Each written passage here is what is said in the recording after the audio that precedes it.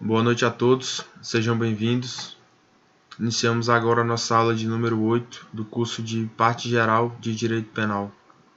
Vamos tratar do princípio da extraterritorialidade. A primeira nota que nós temos que ter em conta quando falamos do princípio da extratividade da lei penal é a questão da segurança jurídica, o que traz como conceituário direto o subprincípio, na verdade, da irretroatividade in pejus, quer dizer, a retroatividade em prejuízo do réu.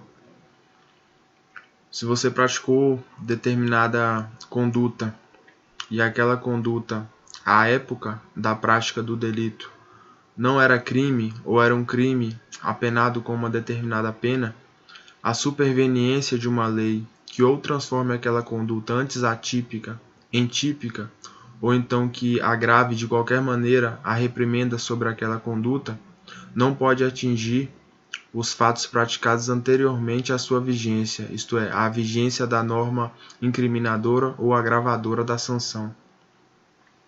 Em síntese, a lei penal não pode retroagir para prejudicar o réu. Em contrapartida, nós temos também a admissão expressa e a imposição, na verdade, da retroatividade in melius. O que seria isso?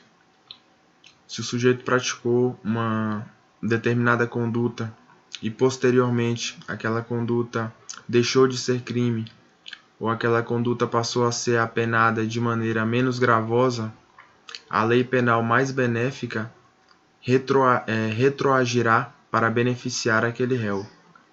Então gravem essas duas regras. A lei penal não retroagirá para prejudicar o réu e ela retroagirá para beneficiar o réu.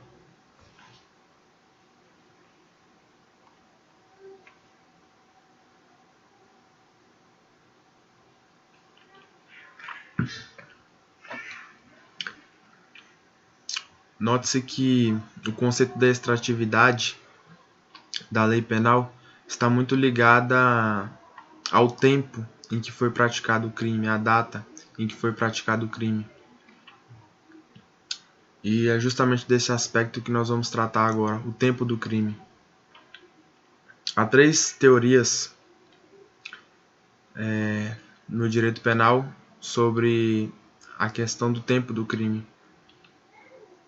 A primeira teoria é a teoria do resultado, que toma como tempo do tempo do crime para fins de aplicação da lei, para fins de retroação da lei e etc. O tempo em que o resultado criminoso foi produzido, quer dizer, numa hipótese de um homicídio, você atirou numa pessoa ou feriu uma pessoa gravemente, só vai ser contado a lei vigente ao tempo do crime, quer dizer, o paradigma para análise de todas essas questões vai ser o resultado, quer dizer, a morte da vítima. O crime vai ser considerado ao tempo do resultado. Essa é a teoria do resultado. A outra teoria é a teoria da atividade, que considera o crime que tem como paradigma o tempo da ação, o tempo em que foi praticada a ação ou em que ocorreu a omissão. Quer dizer, o tempo da ação ou da omissão seria o paradigma para efeitos de aplicação da lei penal. E a terceira teoria é a teoria da ubiquidade, que considera tanto o tempo da atividade, quer dizer, da ação ou da omissão, quanto o tempo do resultado, da produção do resultado criminoso.